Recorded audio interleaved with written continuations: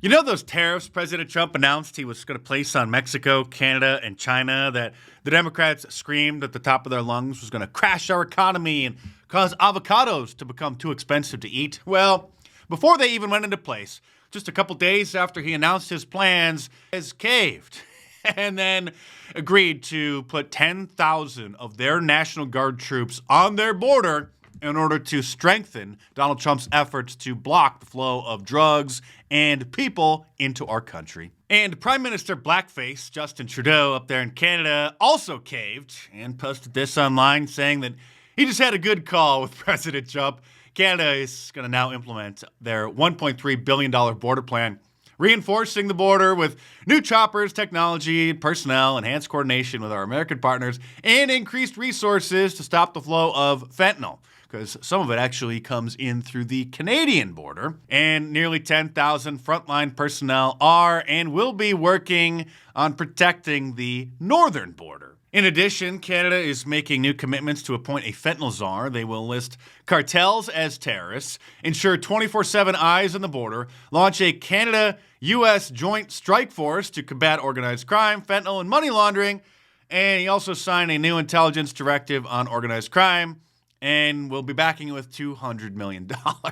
So the tariffs, again, which haven't even gone into effect, have been paused. And this was all part of Donald Trump's brilliant negotiation tactic. Anybody who works in sales or negotiations knows that if you want something, you ask for 2 or 3 times more than what you actually want. If you want a 10% discount, you ask for 25% off. And then you negotiate down to what you actually wanted. And the Democrats are also extremely upset that DOGE, the new Department of Government Efficiency, has found that USAID, the United States Agency for International Development, has basically been operating as a slush fund for globalists and for intelligence agencies. And so they are cutting the fat there. It masquerades as an agency that organizes and funds humanitarian aid to foreign countries, but here is our fantastic new White House spokeswoman, Caroline Leavitt, explaining some of the wasteful spending that DOGE found. And here's the reason why Elon Musk and others have been taking a look. Because if you look at the waste and abuse that has run through USAID over the past several years, these are some of the insane priorities that organization has been spending money on. $1.5 million to advance DEI in Serbia's workplaces, $70,000 for a production of a DEI musical in Ireland, $47,000 for a transgender opera in Colombia, $32,000 for a transgender comic book in Peru.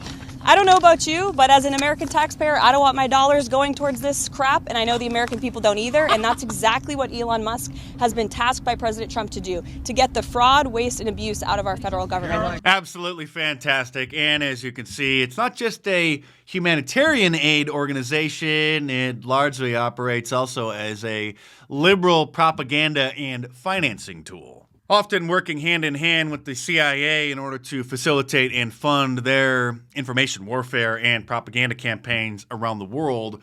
Like this one, which surfaced 10 years ago when it was revealed that USAID was used to create a talent agency in Cuba that was masquerading as just an ordinary hip-hop management company, which then facilitated, funded, and promoted various hip-hop artists whose messages were tailored to go against the Cuban government to try to help to foment a revolution over in that country. And if you're a regular subscriber to my channel, then you know my favorite topic, Operation Mockingbird, doesn't just involve the CIA covertly using mainstream media in order to gatekeep and spew propaganda, but as the Church Committee report reveals, which was published back in 1976, they were also funding various magazines and book publishers. Stay tuned because there's plenty more to come in this video, but real quick, subscribe to my channel if you're new here because obviously you're not going to find information and analysis like this anywhere else. And the Democrats are equating cutting the fat with U.S. aid to a fascist takeover. It is really, really a sad day in America. We are witnessing a constitutional crisis. We talked about Trump wanting to be a dictator on day one, and here we are. This is what the beginning of dictatorship looks like. When you gut the Constitution and you install yourself. When you stop funding foreign countries' drag queen story hours and DEI programs. As the sole power. That is how dictators are made. What Trump and Elon and all of their cronies are trying to do. Add me to that list, please, because I'm on board. Is take away the constitutional power of Congress. I'm sorry, but you could call your Hollywood celebrities who have more money than they know what to do with, and they can make donations to those foreign countries to fund those ridiculous programs. We also know this is just the beginning. Yes. If DOGE attacks USAID today, then you can be sure they'll move on to another target tomorrow. Yeah. Who knows? Maybe it'll be the Postal Service or the IRS or even the Social Security Administration.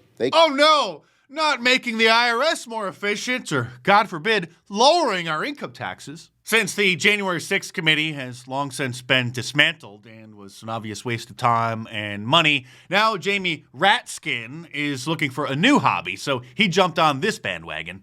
Elon Musk, you didn't create USAID. The United States Congress did for the American people.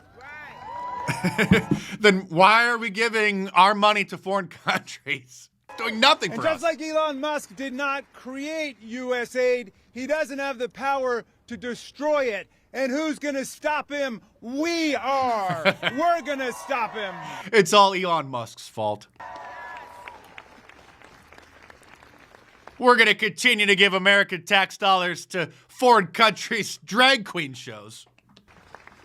Elon Musk, you may have illegally seized power over the financial payment systems of the United States Department of Treasury, but you don't control the money of the American people. The United States Congress does that. Excuse me, sir, but you've been wasting billions of our tax dollars, so it's time for things to change. And now Marco Rubio, who is the new Secretary of State, is basically the new head of USAID as well, because that department falls under the Department of State. Well, look, I mean, my frustration with USAID goes back to my time in Congress. It's a completely unresponsive agency. It's supposed to respond to policy directives of the State Department, and it refuses to do so. So the functions of USAID, there are a lot of functions of USAID that are going to continue, that are going to be part of American foreign policy, but it has to be aligned with American foreign policy. I said very clearly during my confirmation hearing that every dollar we spend and every program we fund, that will be aligned with the national interest of the United States. And USAID has a history of sort of ignoring that and deciding that there's somehow a global charity separate from the national interest. These are taxpayer dollars. And so I'm very troubled by these reports that they've been unwilling to cooperate with people who are asking simple questions about what does this program do, who gets the money, who are our contractors, who's funded. And that sort of level of insubordination makes it impossible to conduct the sort of mature and serious review that I think foreign aid writ large should have. That's right, sir. And thankfully, the Trump 2.0 administration isn't just about talk. They're about swift action. And 2 top officials at USAID have been placed on leave, as well as 400 contract employees in the wake of Donald Trump's stop work order. So things are going great. You should subscribe to my YouTube channel for more great videos, and head on over to my online store, markdice.com, or click the link in the description below for some great t-shirts. So head on over there and check them out.